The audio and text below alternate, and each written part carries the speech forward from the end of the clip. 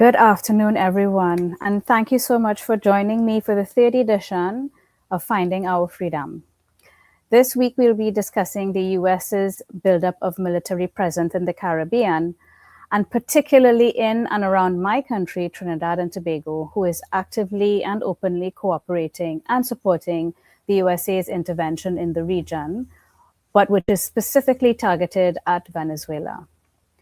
Now, there are many issues at play here and many angles from which we can view these events.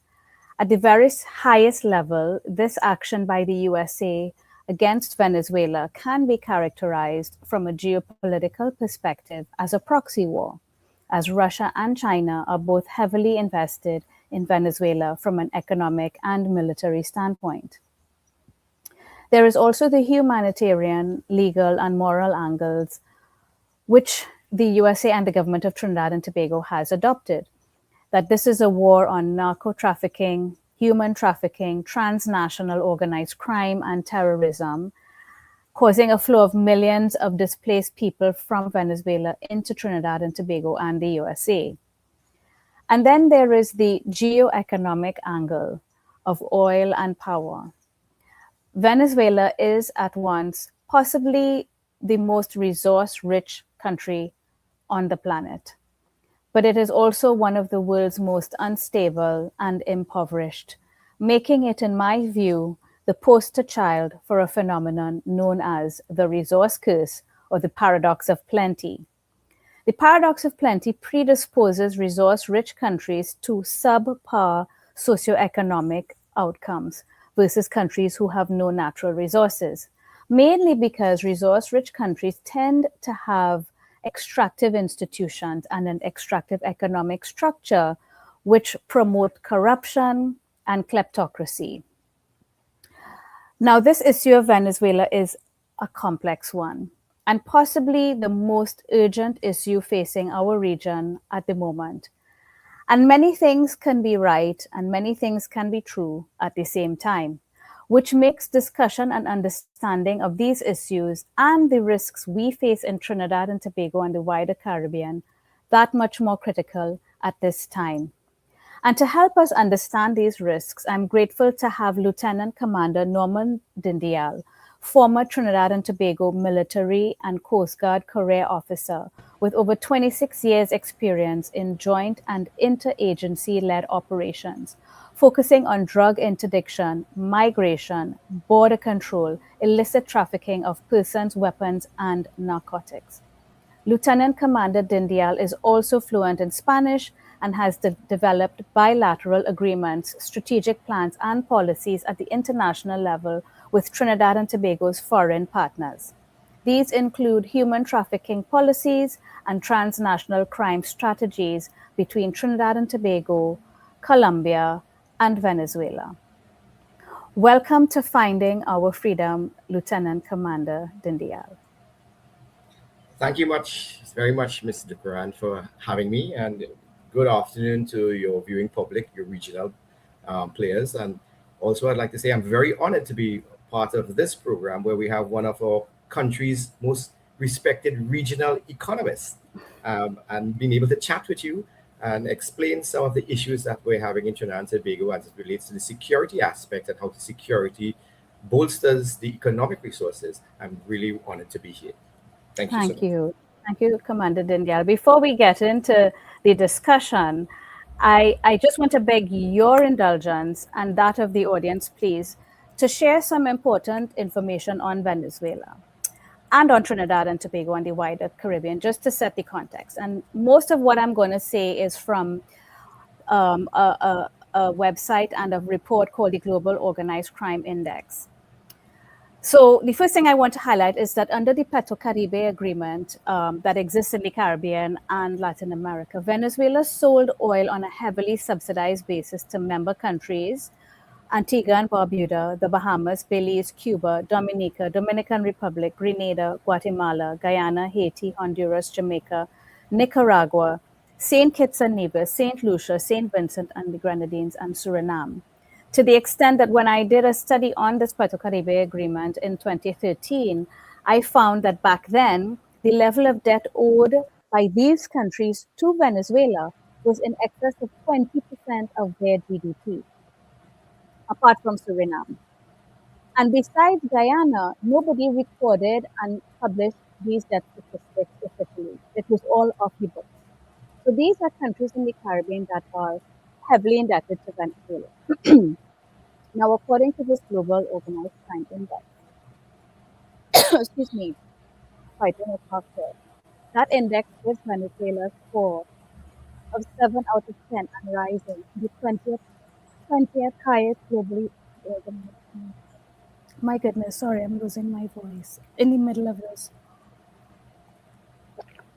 Maybe I need to take a break.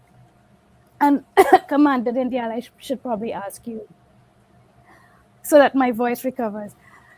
Could you explain to us what exactly is happening? How much military equipment do we have built up in and around Trinidad and Tobago and the Caribbean from the US? Well, the fact right now, we Trinidad and Tobago and Venezuela, the world has now shifted their focus from the Ukraine, the Middle East, into the Caribbean region. And that's because you have the largest carrier strike group. Now, carrier strike group, that which comes from a particular reference in strike group. A carrier strike group does not go in to do law enforcement. Carrier strike group goes in to actually very highly contested areas. And the United States has 11 carrier strike groups, and this is the largest carrier strike group with the most modern carrier, the USS Gerald Ford, largest nuclear carrier, and it's been brought repositioned from the Middle East, from the Baltic, and came straight into the Caribbean Sea. And with a carrier strike group, normal carrier strike group Could I comes just with. interrupt you there 1 second, please, Commander Dindial? When you said nuclear, I was wondering if it was nuclear powered or nuclear weapons or both. Could you tell us? So carrier strike group, it's a nuclear powered. It's a nuclear powered carrier. However, when a carrier strike group is moving, the first thing you don't see in a strike group is the submarines that have forwarded the carrier strike groups. You have two forward submarines called the Vanguard, and those submarines move forward in order to clear the sea space and the airspace. So this is like a hunter submarine to make sure that the carrier strike group goes into a place that is not threatened. When you have carrier strike groups moving and you have the submarines forward of it, then you have a destroyer squadron, right? And a destroyer squadron comprises of something like 4 to 5 vessel destroyers. Then you have missile cruisers right to the back of it. Then you have hunter mine class vessels. So it comes with everything ready for war. Now, in behind that, the back, you still have somewhere around, we're not talking about the nuclear submarines, which do carry ballistic missiles. But those nuclear submarines that carry ballistic missiles, they are all over in the theater without the world, and their position is highly, highly secret. No one knows where they are. So they could probably be in the Gulf, or they could probably be outside. We don't know where the nuclear submarines are, where that carry ballistic missiles. But I don't think at this point in time we have to look at that threat of nuclear ballistic missiles in the area. But we do have weaponry and systems that can destroy entire nations just by that carrier strike group. In fact, the carrier strike group itself has more weapons on board this guy than any country in the world. If you just Google it, have a look, that carrier strike group, USS Gerald Ford's amount of aircraft they carry and firepower is more than France and England combined. None of them have a carrier strike group. That's the amount of might that is actually in our area. And we're seeing now that it has moved, or the rhetoric has moved from narco terrorism to an international blockade of sanctioned oil and sanctioned vessels. So we're moving from a realm where the U.S. president was framing this as being contra drugs into their area. So it's narco terrorism and fighting drugs. And we have now moved to an active piece of UNI blockades. Now, a blockade, we have to take this into consideration that a blockade cannot be legal unless it is sanctioned by United Nations Security Council, especially in peacetime. That's important to note. We're not talking about that. Huh? So a blockade, United Nations do not will not give you a blockade. The Security Council has to ratify that and agree. So this blockade in peacetime is against United Nations law and against international law.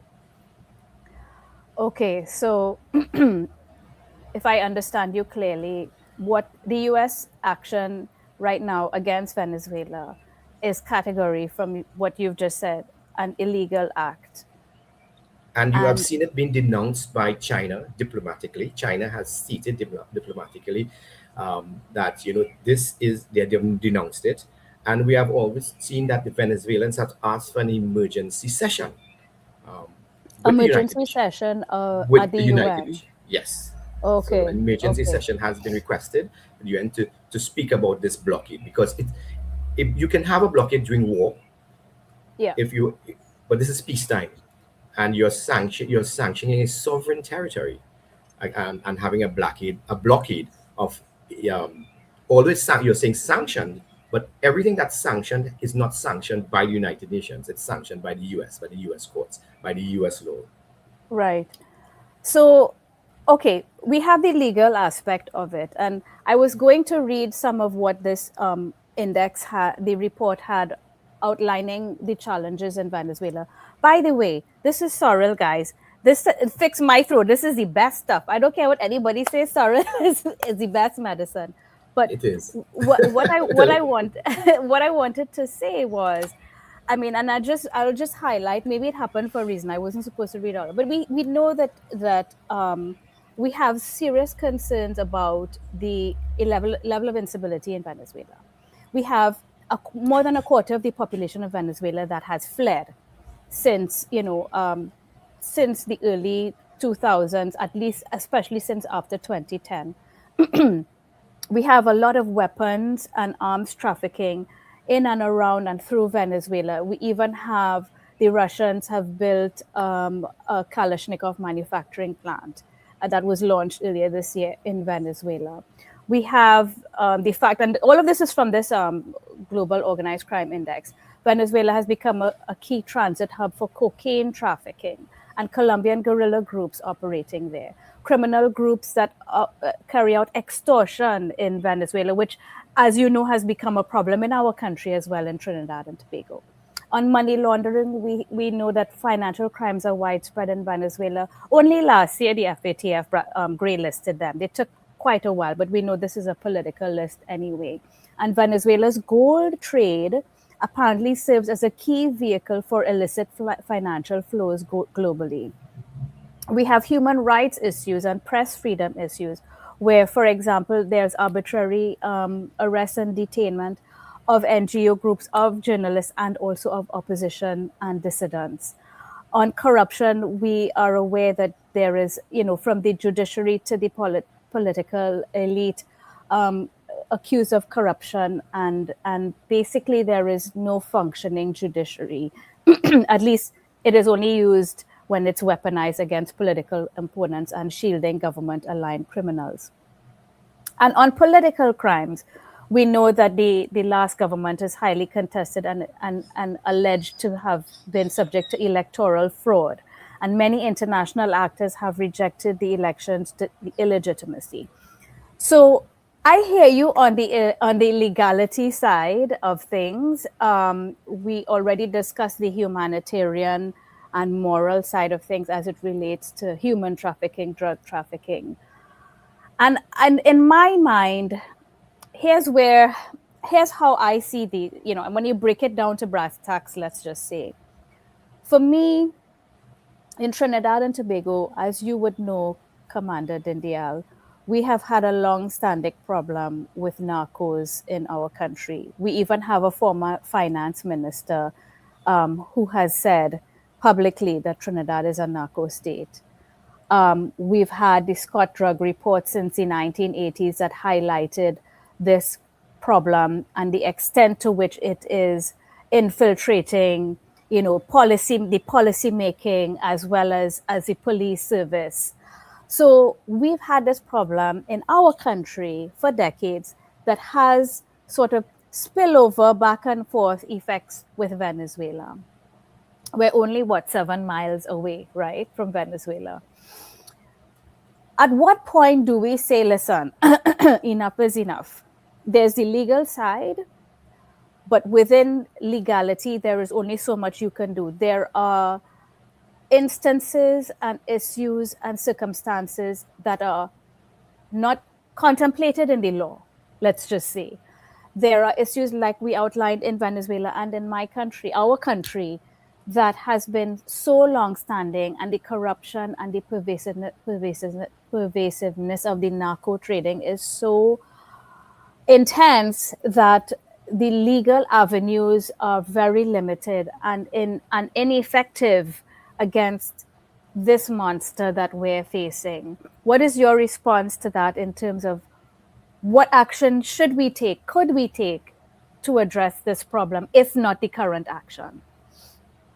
So quite interesting enough that you would mention that Global Organized Crime Index report for 2019. You're hearing me well? Yes. So, but it would be remiss of me if I didn't point out that in that Global Crime Index, there's a comparator that you can use to show both Venezuela and Trinidad and Tobago. So I agree with you 100% of all the things that you have stated there, but it is not only isolated to Venezuela. Trinidad and Tobago has those same issues, those very same issues that you have pointed out. We have them, and the US also has those issues. Even and some of those issues pointed out will be in the US are even greater. And there's something here, I know the criminal justice and security system, and I'm just looking at the comparator because I have it up on my screen here. And under governance and criminality, it says Trinidad and Tobago's judicial system is considered weak and inefficient, hindered by corruption and political pressures. It also goes on to say that it's so much to it about the gangs and stuff, and that Trinidad and Tobago has financial institutions and casinos that fund terrorism. And this has also been reflected in the US's report that they put out on the embassy. We are flagged. We are number 5. I think we are state 5 right now, where the U.S. embassy has put out that don't come to Trinidad and Tobago because Trinidad and Tobago has active terrorists. That's interesting, that you have the US saying that about us. And then we're talking about all these cartels and drugs and stuff. We have also have, if you do use a comparative and look at Mexico, Mexico has the biggest drug cartels in the world, the Sinaloa cartel, the Jalisco cartel, that's right on their borders. But they're not pushing, the US story is not pushing it there, they're pushing it into Venezuela. And I agree. We have the fallouts. So we're seeing the fallouts, but I would argue that the fallouts are more the symptoms. They're symptomatic of the disease, of the problem. So Venezuela, we're seeing all these symptoms because of the sanctions that were imposed by the US. That's my argument, in my opinion.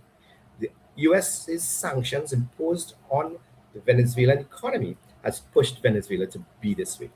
And you find that fallout, Trinidad and Tobago is also being affected by those symptoms, because when the gangs move away from Venezuela, they are coming into Trinidad and Tobago, and we have migrants, we have people that are fleeing Venezuela. Yes, some of them persecuted, and the US, the Venezuela is sanctioned by the UN, but for those particular crimes that you were talking about, extrajudicial, political, being taken in by the state, and not having a trial, and some humanitarian things. But the entire state of Venezuela, nor the oil production, has not been sanctioned by the United Nations. So I look at it, I understand that, but the domestic law, we are seeing the overflow of what has happened, where Venezuela has been pressured. Venezuela has been pressured. So you would hear saying, well, open the markets up a bit, give Venezuela the opportunity to come out it. And I guess the conversation will go now when we were talking about PDVSA and what really happened from the 1976 by the naturalization of the Venezuelan oil economy and what Chavez did. So I would agree with you in 76, I think it's 76, that they started with the nationalization of the Venezuelan oil market.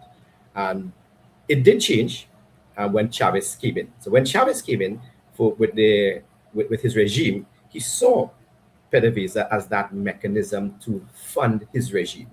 So I will agree with you that that's where the change is. But the naturalization of Venezuelan oil and their state institution, it's nothing different that other countries have done. We see the president of Donald Trump right now saying that, and his rhetoric, that Venezuela owes the U.S. for land and state, the oil. So they're talking about that, and that will be coming. That comes with the repatriation of Petrocarib, not Petrocarib, ConocoPhillips, and the other oil company. But these two companies, it went to arbitration. There is an arbitration factor, and I think it's 6.1 billion dollars in reparations Venezuela is supposed to pay them. But Venezuela can't pay them because they had sanctions and they can't sell the oil. They can't get the money to pay them, and that's all legal things with two U.S. oil companies that they are not national oil companies. So by you arguing saying that this is U.S., this is not. It's a private company. It's private oil companies that you're fighting against. So when you say that, I think it's being disingenuous by trying to say that Venezuela has your stuff, but it's in the public domain, international courts, and Venezuela did go to court. They lost, and they still had to pay.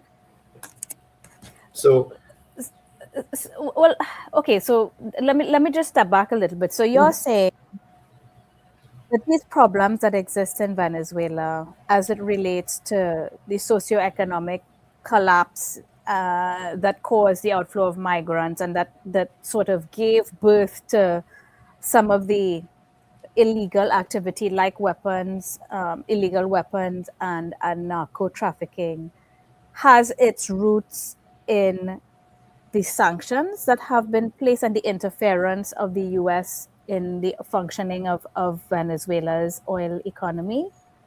that would be one of my arguments. Yes, I would say that the sanctions have been hampering them. So when you see fallouts from the sanctions, you have there's no money in the economy. There's no money in the economy. So it has forced them to partner with Russia and China. So you have Russia, China, and Iran who are partnering with them, and that's where Venezuelan oil is going because Russia is a producer of oil. Russia really doesn't buy oil. China purchases oil, but and Venezuelan heavy crude is heavy crude. So it's not really economical to refine Venezuelan crude locally because it costs more to refine the crude than to get the product because of that heavy crude. So they need other chemical precursors in order to lighten the crude in order for the crude to be viable. But the oil goes to China. They cannot trade with anyone. Venezuela cannot trade with us unless we get a OFAC license from the United States. But Chevron can still take oil because Chevron has the license from the United States, and Chevron is not sanctioned. Oil is leaving Venezuela, as it says right now, to the US by Chevron Oil Company.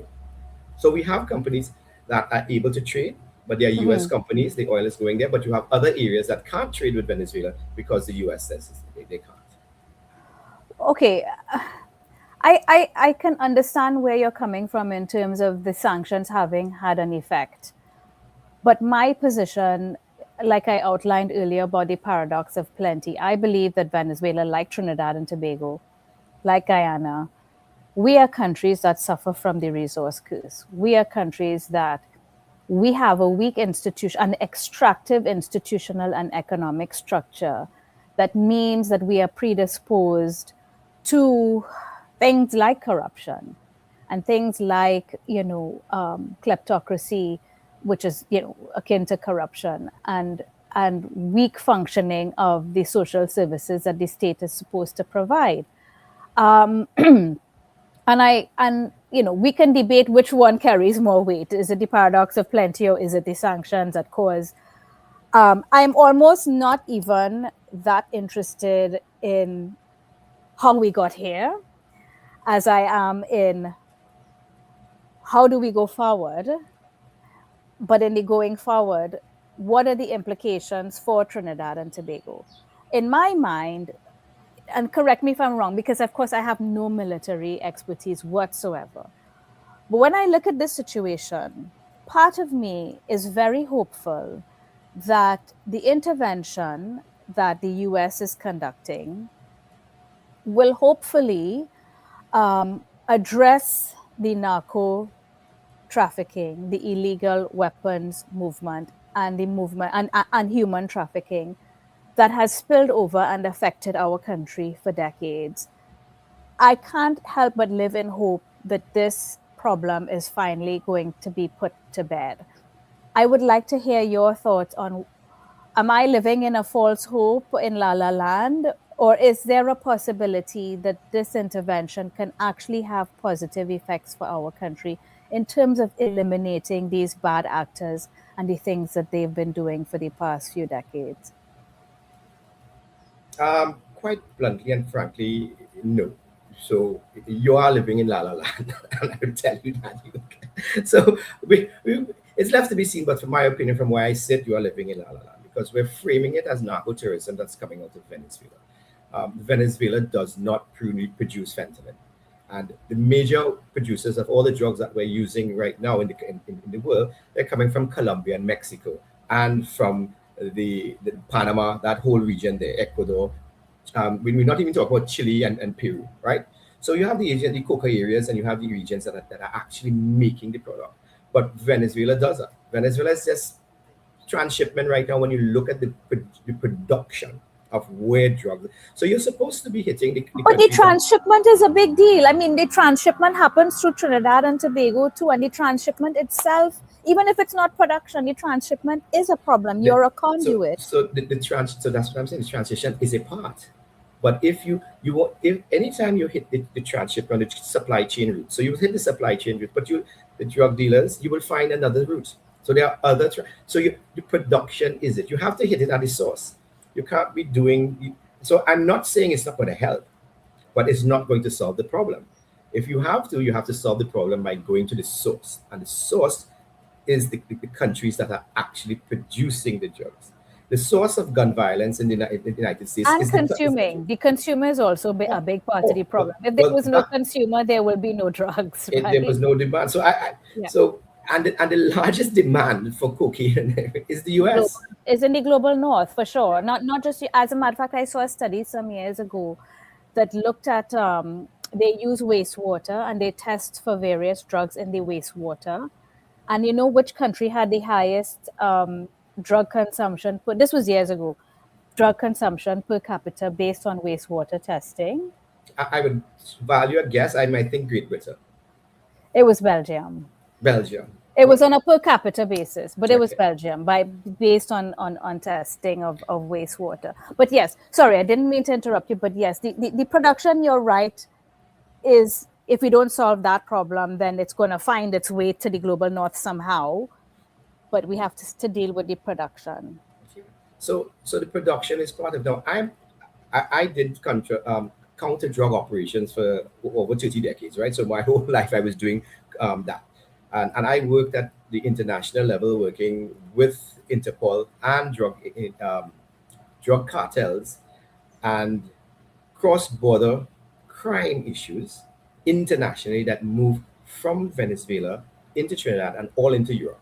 So I just mentioned that there's some of these syndicates that we took down because we have been following the drugs for over 2 3 years, but targeting it to bring the whole institution down. So and these are Slovakian and Ukrainian elements. They're big crime lords that work across it. So the drugs still find their way. These drugs still find their way because where it is being produced, it's still there. It's being produced at a high rate, and no matter how much we cut the supply chains, they become these smugglers. They're very ingenious, and they will look at different methods. And sometimes you see they would. One of the things I saw that they would smuggle cocaine in beans. They would take a red bean, open the Uh-huh. red bean, and take out the dicotyledon and seed inside it, and just put a minute amount of cocaine in that and close them back. Oh my That's how, God. yes, that's the extent they go to send the drugs in the area. But we are seeing that we started with the narrative of narco-terrorism, and I could have agreed with that. I could have Hmm. agreed with that 100%. But when it started to fall apart with fentanyl, okay, it fall apart there, fine. but we started to still go ahead and said, here's what, we're going to attack the drug traffickers that are going up the islands. Right. But it wasn't law enforcement.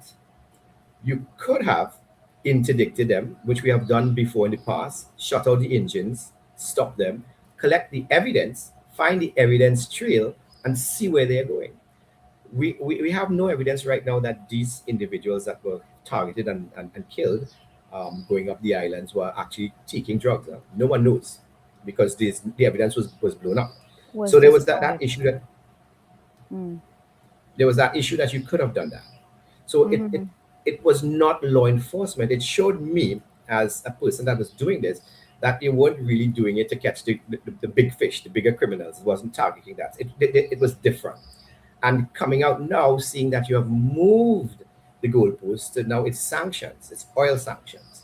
And you have now stated that here's what um, Venezuela is owing us money, is owing us our oil, and owing us our land. So you have moved away, totally moved. You have shifted 360 degrees from narco terrorism to that. Now, I'm saying it was in the link. You started that way, Yeah. but we are seeing that it's something different. But are they going to maintain the drug narrative? Are they really going to continue that? It seems not. It seems now that the buildup and the type of ships that are in here, it's about stopping the oil tankers now. It's sanctions. They're no longer focusing on this. So in between, you may get one of two of these drug boats again, Mm-hmm. but the focus has totally changed. That's my And the, concern. mhm. And the thing about sanctions, I mean, you can look at Cuba. I mean, just nearly 60 years that Cuba has been under an embargo by the US, and has it caused regime change? It really has not. I mean, there's been there's been an evolution of that regime, but it's still So, fundamentally so, a so, so, communist so that's regime. where that's what. So President Trump has recognized that. He's recognized that sanctions don't work unless Right. there's enforcement. So he has moved from sanctions to an effective embargo. So it's an effective, active embargo. So sanctions is one thing, but an effective embargo actually targeting the vessels, arresting them, taking the oil and taking it back to you. That's an effective embargo. But an effective embargo, you can't do that, as I mentioned before, without a permission or sanctioning from the United States the United Nations Security Council, especially in a peacetime, and that's critical. We're in Right. peacetime when war has not been declared by anyone. So you see, President Trump is using very intuitive mechanisms in order to go into the Venezuela without having to actually declare war. So, if he's pressured by the UN, what do you think he would do? Would he stop, or would he then just declare war? So, in my opinion, from what we have seen in the past, he has already told the UN that you're a toothless bulldog without the US's intervention and the US's Right. arms to back it up. So, and the UN is they're not doing anything about it. Even though they can make a lot of sanctions, they can say what they want, the UN Security Council, but it's out of the five veto nations, the US is one of the vetoes. So even if you go to the UN Security Council, the US has that veto power to say, I'm vetoing it. That, Okay. yeah. So, So in effect, what you're saying from a diplomacy standpoint, the US can continue to take the action that it's they taking. want, they can. But at Right. least in the international forum, you would have someone actually having it on record that this is here's what we're standing up. We have it on record. We're saying no to this. The US and then the US let the US veto. Let the US go ahead and veto, so we can say they are the ones that are actually pushing this issue. Because the Okay. UN cannot force the UN, as you see, the UN cannot force anything. They can't because the Yeah. US has veto powers. So, okay, let's go back to, you've already established that I'm living in La La Land. There's no way that you see that this intervention by the US could possibly resolve the drug trafficking, narco problem, and crime problem that we have in Trinidad and Tobago. Definitely not, because we have according to the report, we have a failed judicial system in Trinidad and Tobago. We don't have Yes. an evidence-based gathering. We can't do that. So when they started to tell me that, because I was in charge of the operations and training of the entire defense force and joint training internationally and regionally. But when you started telling me that you were bringing individuals here during a state of emergency to help Trinidad and Tobago with gang violence and drug interdiction, but you weren't training them on evidence gathering, you brought in the military, you did not bring in the institutions and organizations that had that capacity. So you did not bring in the DEA, you did not bring in the FBI. So you don't want the CIA, but you did not bring in those investigative bodies, the alcohol and tobacco and fire and bureau. You didn't bring in these things from the United States, and you didn't bring in the Scotland Yard and stuff from the UK to help bolster your institutions. Because that's where you're failing. You're failing in the investigative process of evidence handling. One, because our detection rate is abysmal. We have a Yes. very low detection rate. It's single digits in terms of percent. I think I remember seeing an IDB report somewhere around 6% and this was historical in terms of our So detection rate. Yeah. it puts you in. So imagine, ma'am, we are in a state of emergency, and people are still kidnapping. You still have murders going on in the broad daylight. So you can't get a hold of your domestic problems. You can't get a hold, and you're telling me that this is about gangs. So we gave the police service and we gave the Trinidad and Tobago Defense Force extra powers where they could go in and stop, detect, deter without a warrant, without a search warrant. But after the SO is lifted, you still need evidence in order to prosecute. So we have individuals here, about 26 individuals that are under detention orders, but they haven't been charged. So what's going to happen after? It's just this: Mm, if you haven't been charged, you're going to come up and they're going to go to court. They're going to call, and it's going to go through the judicial process, and they're going to be given a lot of money by the state. So the state is going to have to pay these individuals for illegal detentions for as long as time. So we need to fix well, our you own mean problems.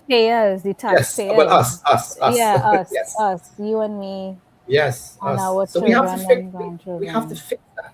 So I see it as an institutional failure here by the Trinidad and Tobago Police Service. I mean, some people don't want to say so, and our judicial, but you have to come out, and if you do not own up to where things are failing, you will not fix them.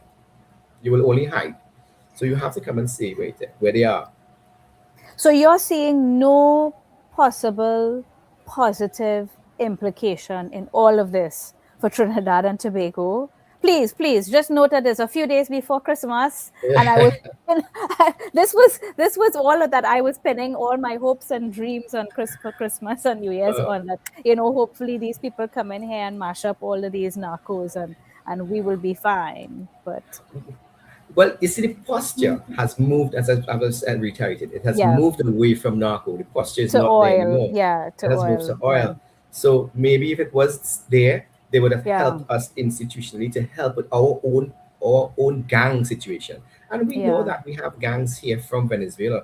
We have individuals here that have come across the border, and they were serious gang people. So if Trendiaguas, people from Venezuela, came Yeah. across it, and they reside in Trinidad and Tobago under the radar. They're not registered. We don't know who they are. And I'm not speaking about this from. We also had people from Trinidad and Tobago going across to Venezuela to be trained and move across the fight in Syria. We had that, and I'm not Yes. speaking about what Yes. I what, you know what I told. I'm talking about. I myself had gone across with a contingent on a fact-finding mission way back and we met with seven, and we saw all the documentation of the individuals here being trained in Venezuela to go across to Syria. So when you say we have foreign terrorist fighters of Trinidad and Tobago nationality that are going to Venezuela, so Venezuela knows, and Venezuela has a very, very good intelligence agency. It's called Seven, and when they see our actors there, and if the actors are not leaving Venezuela but staying there, not going out to Syria, why are they staying in Venezuela? They have a reason now to say maybe they are staying in Venezuela to do something in Venezuela because they're now interacting with other militia groups or other groups in Venezuela that is opposed to the Maduro regime. So you have that. We have Trinidad and Tobago actors. We just we're not we don't want to admit it. And that's why out of the last accusation, um, our prime minister did not send a fan facting mission. I would have sent a mission to go across and find the facts. but she didn't. She just said, what are they saying? They're saying it's untrue. But diplomatically, you would have done that. You would have worked together. You collaborate, work together with nearest neighbor. Let me find out if what you're saying is really true. If Trinidadians are really there in Venezuela, and if they're really up doing this. And from there, we move forward. But we didn't. We did the same thing like the U.S. We blew up the drug boats without any evidence. So you know, Okay.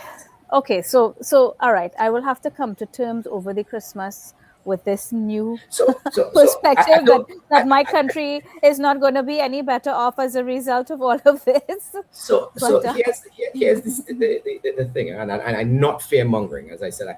I'm mhm. not the optimist. I'm not the pessimist. I'm I was just trying to be the optimist, yes. But yes, yes. let's hear. Right. I'm just being the realist. We have a radar in Tobago. We are Yes. now complicit with the United States by allowing them to use our territory to resupply. So we are part of the United States resupply chain, right? Okay. So whether or not it's taking their troops here for them for rest and relief, or it's taking stuff, potatoes, potato chips, whatever on board the vessels for them, we are part of their resupply chain. If we are part of resupply chain, it means that we are one of those nodes in their active fight against Venezuela. So Uh-huh. moving forward, any kinetic strikes within Trinidad and Tobago's territory or even in international waters Could you makes explain us what is kinetic strike, a please? kinetic strike means a missile strike or a drone strike or a strike that with any sort of fire, something that you have a kinetic strike. Okay. So I don't Uh-huh. we use the term kinetic strike it's broad. So a kinetic strike, you could be going into land in Venezuela, you could be firing against a aircraft or something like that. So it's a broad term to say that you have Okay. actually targeted a Venezuelan asset or Mm-hmm. terminal, and you have hit it with a weapon system, or you have Okay. actually boarded searched it like the tankers. So it's And you're saying broad. any strike that takes place. Any strike that takes place now from the future, from going forward, as we are now part of their resupply system, we are Mm-hmm. complicit. So according to the ICC and international law, you can't do that, especially since we are now seeing, or we have recognized that the strikes against the boats, the suspected drug boats, are extrajudicial and unlawful internationally. So you're saying there can be legal ramifications for Trinidad and Tobago if this ends up, say, at the ICC As the ICC. at Well, The I Hague.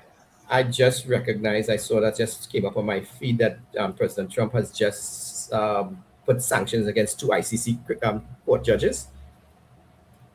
Sorry, could you repeat that? Pre- Sanctions against two Two ICC ICC judges. judges. Yeah. So, Oh, and that's because on what basis? they're speaking out against the war in Gaza and Palestine. Okay. Well, So that's the there was a ICC ruling on that. yes. So the So that's Israelis not related to our not matter relate here. not Okay, related, okay. but not related to our matter here, but it just shows that he has no respect for ICC judges.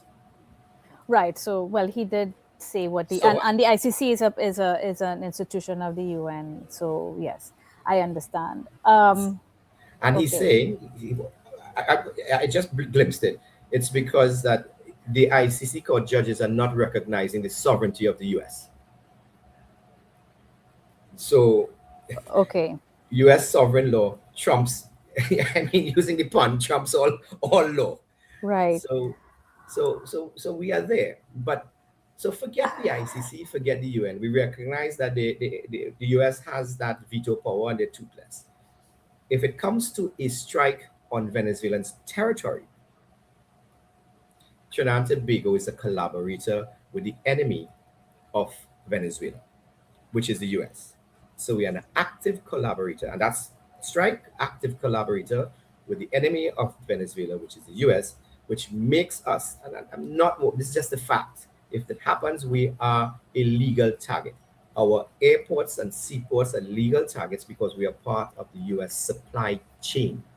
Okay. We are resupplying their vessels, we are resupplying their manpower within the region. Okay.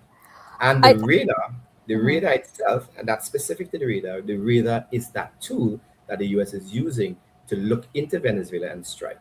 So Venezuela, so not thinking about internationally what's happened, we become a legitimate strike for Venezuela. That's the reality. Okay, I want to shift back the focus to what are the security implications for us in Trinidad and Tobago and for the wider Caribbean, insofar as there are implications for other neighboring. You have the ABC Islands, you have Guyana, that is very close. What do you, how do you see this playing out, and what are the security implications for us? Okay, so let me broaden the scope, and then bring it into Trinidad and Tobago, right? So, with the naval blockade in the Caribbean region, the United States has literally said, listen, your sea lanes and your air lanes, I control your sea lanes and air lanes. That has global implications. That has implications for Chinese vessels passing through the region. It has implications for Russian vessels passing through it, and Cuba. So there are lots of implications because they have now controlled the sea lanes. It means that shipping, you're going to have, so you know about, in shipping, one of the most important and basic things that you're going to have for anything to move through a territory is insurance and freight. Insurance is going to go up because you have to insure the cargo, you have to insure the ship. So when insurance goes up, you know what's happening with freight. So the You know, cost of goods coming into this region will cost of doing likely go up business. because the Cor- shipping and the cost of doing business. Okay, this is Correct. important to note. This is Hmm. correct, and you would know. Hmm. So, so shippers are going, because there's an inherent risk that something can happen in territory. Insurance is going to go up for both their freight and their vessels. When that is going to be passed on to the consumer, and it's going to be passed on to the consumer everywhere. Yes, So look out for that. We already know that the price of oil has trickled up a bit. yes, a little bit. Yeah. So they're watching Hmm. to see what's happening. The prices also has trickled up a bit. China and Russia are saying, listen, the sanction is illegal. Venezuela, the last vessel that actually went into Venezuela, a Chinese vessel, Chinese tanker, and it left with 1.6 million barrels of oil, escorted by 4 Venezuelan destroyers. It's getting active. Yeah. So if I'm escorting if I'm being escorted by 4 destroyers through the region, and it escalates, it means that shipping oil and everything that goes in through the area is going to be at risk. So the Right. tourism industry, you think cruise ships are going to? Tourism. Yes. Yes. We know. I mean, I was in Barbados up to last weekend, and even though they're having the busiest tourism season they've ever had, um, I did talk to some hoteliers who did say that we have had cancellations of people saying, well, there's a lot happening with these military vessels and so on, and so they preferred not to come. Now, that's the longer this takes, the more that's likely to sort of accelerate, I'm Yes, guessing. it does. But But do you? everything in the Sorry. world comes through shipping. Everything, shipping is the only international institution. Everything, and everything we buy, it's all our goods has to come through the ceilings, and that's how important it is to maintain those ceilings open. And the freedom of navigation has now been devoid. You have no freedom of navigation again.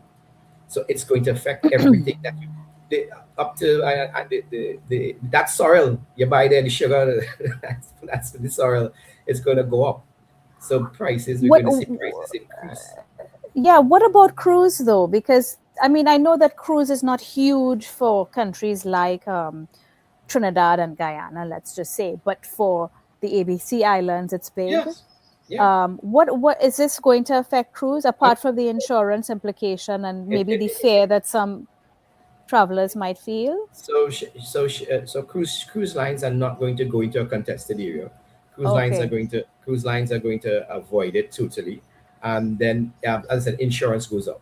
You have your passengers also who are going to be afraid whether or not it's going to go into an island that's close by. So the islands that are close to Venezuela, if something's just as I said, the ABC Islands are going to be affected because they're close by Margarita. Those islands, they're not going to have the kind of tourism and the kind of shipping coming back into their area, because people are going to be hesitant.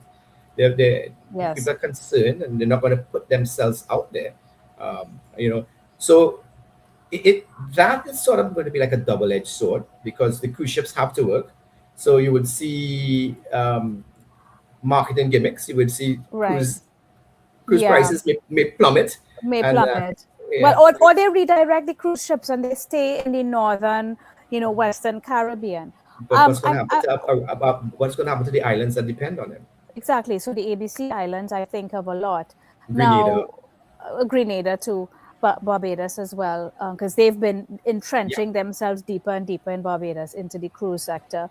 I think about Suriname and Guyana in terms of their oil industry and their oil exports. And of course, I'm guessing most of it leaves on ships.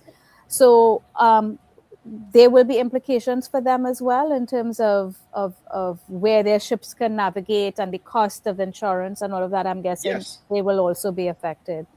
because Now, that Caribbean triangle of trade is very mhm, important, extremely important, and that tells you and it shows you why the U.S. has invested in their largest carrier strike group in this area.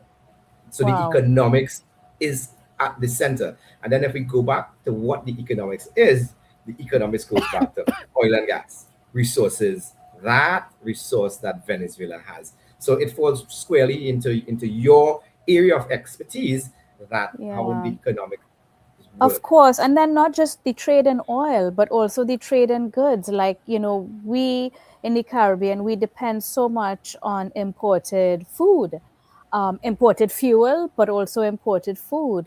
I'm guessing this also has implications. We talked about the cost, but even the availability maybe of certain food items, medical items, and things So like that.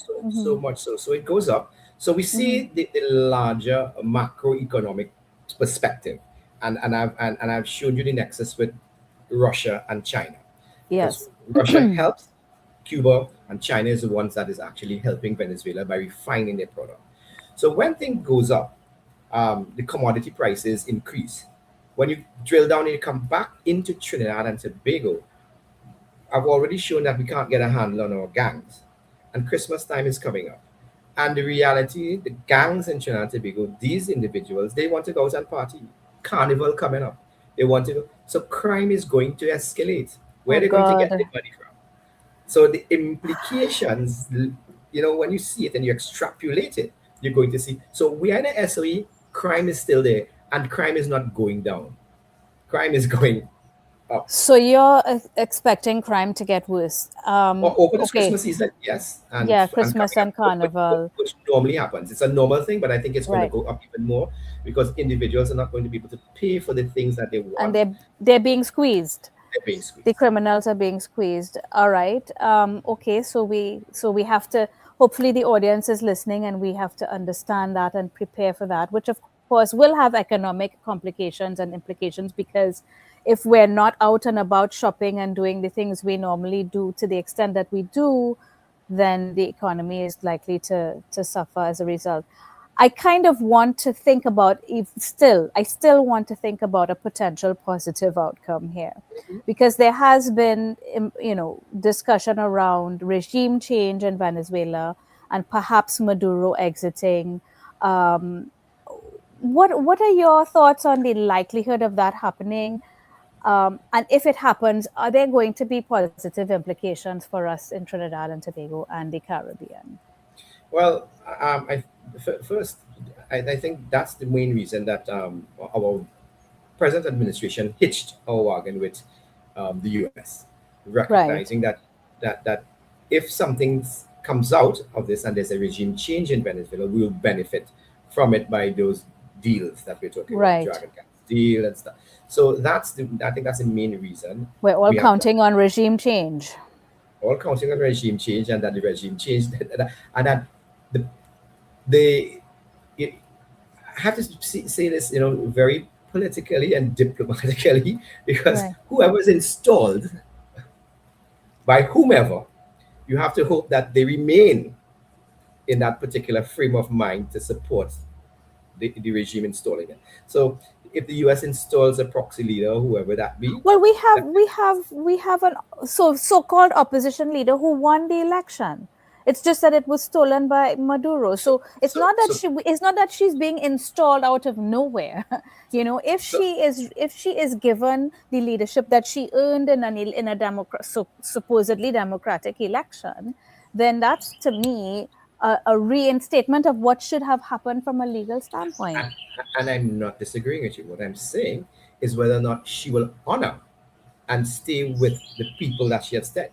Because she can change. She can say, listen, here's what I'm going this way, I'm going that way. She may stay in governance for maybe a year or two, and then decide that she's not going to honor some of the dealings. So that's all I was saying. You're hoping that whoever is in place or installed maintains the cordial relationship with the United States. And let's hope that she maintains a level of governance Yes, that would yes, benefit the people of Venezuela, and by because we extension because we saw stability. because we Mhm, saw that with the mhm. nationalism of PDVSA before in 1976, and we saw Chavez changing it, right? Because we Right. agreed that it was a good thing in the beginning, but then Chavez went off and did his thing in the end. So people can change. So we have Yeah. positives from it if it changes, and we are betting, we are hoping that goes that way. We are also hoping that there is no act of war and that no kinetic strikes actually happen, so that it is done seamlessly. Transition, either Maduro leaves, he goes to in exile, hands over power peacefully. We're hoping that that happens. That is the Yes. best scenario. I Best hope scenario. I'm okay. So that's where I will be hoping and praying for now, 'cause since you've dashed my earlier hope. But So Commander Dindial, we have just 2 minutes left. I want you to tell us, because we have been getting some questions, which we didn't get into a lot of them. But what would you say are the main takeaways for the business audience and ordinary citizens of Trinidad and Tobago? What would you say to them in terms of how do we best prepare mentally and logistically for what's to come? well, the business society, you need to try to help the people of Trinidad and Tobago and boost that. So see where you can assume the increase in prices. So we know that the business community normally is about a profit margin. But if you're looking at patriotism and helping people at Trinidad and Tobago, try to maintain the price margins, where people can purchase stuff in the future um, at a reasonable rate. You can still make your So profit, no but not. price gouging, please, people. Yes, No price no gouging. price gouging, not Yes, taking advantage, and because you know of how a this goes, we delicate, take especially at advantage. this time of year when people tend to spend more. Yes, so we have to focus. We have to come together as a people. It's not about fear mongering; it's building a society. We have to work together because we are in it together. No matter who makes the decision is already made. Yeah. We have to work with the reality, with the outcome, and we have to work together. We have to come together as patriots and support one another, and especially the business community is one of these things that can support us. Okay. Trinidad, for the people itself of Trinidad and Tobago, we're going into this. We recognize that here's what, because of that, you're going to find maybe criminality going up. You may find crime. Yes. You have to be very, very safe and cautious during this Christmas season. You need to be very security aware. Lock your houses, lock your doors. When you're going out there, you're going to price mats into the market. Somebody might bounce you. Go to the police station and report Yeah. it. Don't stop and come out Don't the car start. because kidnappings and stuff. Yeah. Those are the things. And then when it comes to, we have our brothers and sisters here um, in Trinidad and I Tobago. have to And interrupt you. Sorry, we're really out of time, Commander Dindial, and I so let just me so I just want to say this. Please don't be bigots against Venezuelans that reside here. These people here are migrants. true. They're not This part of it. You I have to agree. help them. That's I it. agree. It's not them. It's the Because regime. people So will try to say that. I know. I thank you so much for your time and for so generously sharing your thoughts and opinions with us on this issue of the US and Venezuela relations, Commander Dindial. I wish you and all of our audience a most peaceful and restorative Christmas and New Year season. And I look forward to the next edition of Finding Our Freedom on January 16th. We'll be back on January 16th, 2026. Take care and see you then. Bye bye. Namaskaram.